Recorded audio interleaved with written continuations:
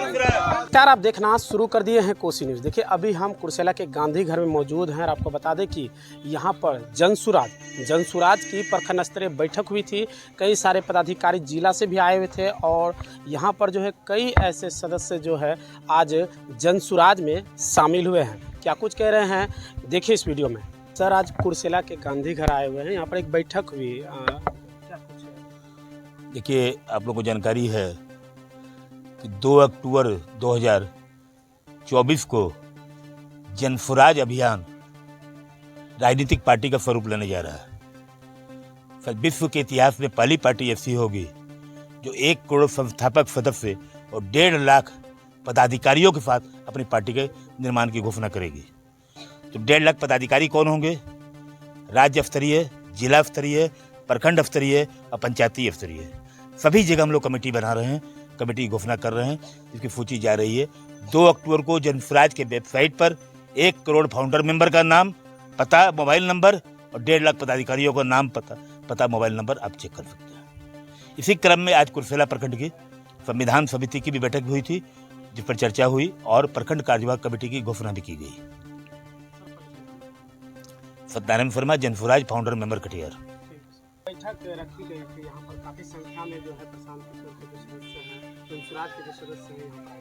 आज कुर्सेला प्रखंड अंतर्गत गांधी घर में जनसुराज का एक विशेष संविधान बैठक रखी गई थी। संविधान बैठक में यहाँ पदाधिकारी का ही चयन किया गया, प्रखंड स्तरीय का गठन किया गया। जनसुराज जनता की बात रखने वाली पार्टी है, जनता की सुनने वाली पार्टी का ये निर्माण होने जा रही है।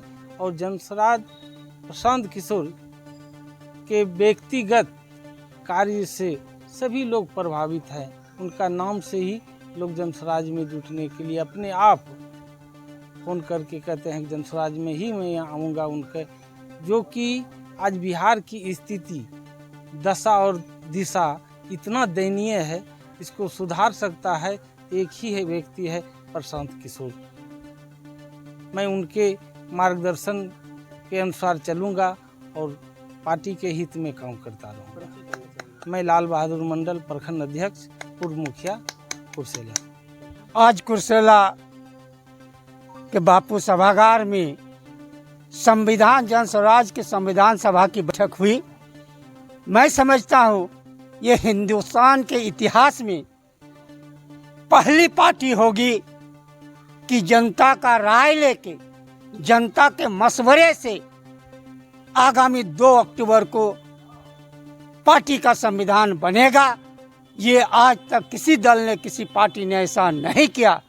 और ये अजूबा भी है जिसको कहा जाता है कि प्रशांत किशोर जी, और ये ऐसे महापुरुष हैं कि पिछले विगत 2 सालों से पैदल यात्रा कर बिहार की जनताओं से अवगत हो रहे हैं कि अब बिहार की जनता को किस प्रकार की शासन व्यवस्था की जरूरत है। इसीलिए वो अपने बीवी बच्चे को छोड़कर बिहार पैदल यात्रा करके आगामी 2 अक्टूबर को पार्टी का गठन होगा, जनता की राय लेकर संविधान सभा का निर्माण होगा। इन्हीं चंद बातों के साथ मैं अपनी बात मैं मोहम्मद परवेज आलम, पूर्व मुखिया बरहारी। बैठक बुलाई गई थी जिसमें आपने सदस्यता ग्रहण की है, क्या कुछ कहिएगा? आज प्रखंड स्तर की बैठक थी जिसमें कि जनसुराज पार्टी की प्रखंड स्तरीय संस्थाओं की जो भी सदस्यता ग्रहण कराई गई। और यह एक ऐसी पार्टी है जो कि पूरे राज्य नहीं, पूरे देश में कई पार्टी को बनाने की काम की है। और प्रशांत किशोर जी एक रणनीतिकार हैं, उनके विचारधारा से पूरे बिहार के आम जनता बहुत ही प्रभावित हैं, जो उनके विचारधारा पे चलने के लिए अपने स्वच्छ से एकदम तैयार हैं। और मैं भी उस पार्टी से अवगत होके उनके विचारधारा को अपनाने के लिए तैयार हूँ। जी, इस जनसुराज पार्टी जो है बिहार में तो कई पार्टी अपना अपना इतिहास बनाने का काम किए हैं, लेकिन यह एक ऐसी पार्टी है जो कि इतिहास नहीं भूगोल रचने का काम करने जा रहे हैं। और मेरा नाम संजू कुमारी निषाद, मैं जनसुराज का एक सदस्य हूं और मैं उनके विचारधारा से पूर्ण रूप से अवगत हूं और मैं उनके विचारधारा पे चलने के लिए तैयार हूं। संविधान बनाया जा रहा है, उसी संविधान के अनुरूप पार्टी चलेगी। 2 अक्टूबर को बिहार ही नहीं पूरे देश में और विश्व में बिहार एक ऐसी नजीर पेश करने जा रहा है जो आज तक कभी नहीं हुआ। 1 करोड़ फाउंडर मेंबर के साथ किसी राजनीतिक पार्टी का गठन आज तक विश्व के इतिहास में कभी नहीं हुआ। तो 2 अक्टूबर को बिहार पेश करने जा रहा है। 1 करोड़ फाउंडर मेंबर हमारे साक्षी बन रहे हैं जनसुराज पार्टी का राजनीतिक स्वरूप लेने के।